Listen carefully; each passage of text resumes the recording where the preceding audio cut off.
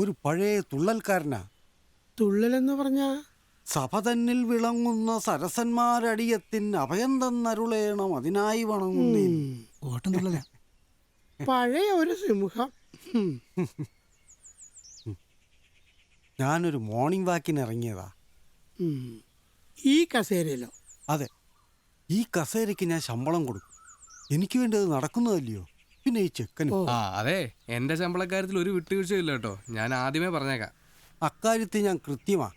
ഈ ചെക്കൻ എന്തറിയാം, പണ്ട് കുന്നത്തുകാവിലെ കണ്ടത്തില് ദിവസം 20 പേര് കുറയാതെ പണിക്കാരുണ്ടാവും.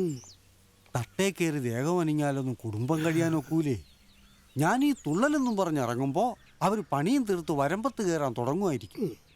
ബാക്കിയുള്ള കണ്ടത്തിലെ നസ്രാണിമാർ ചെയ്യും പോലെ ഒന്നും ഒന്നരയും പറഞ്ഞ് ഉറപ്പിച്ചിട്ട് കടം പറഞ്ഞു പോവുകയില്ല. അതാ എൻ്റെ ശീലം. ഞാൻ നിന്നോട് കടം പറയുകയെ. മതി, എനിക്കത് കേട്ടാ മതി.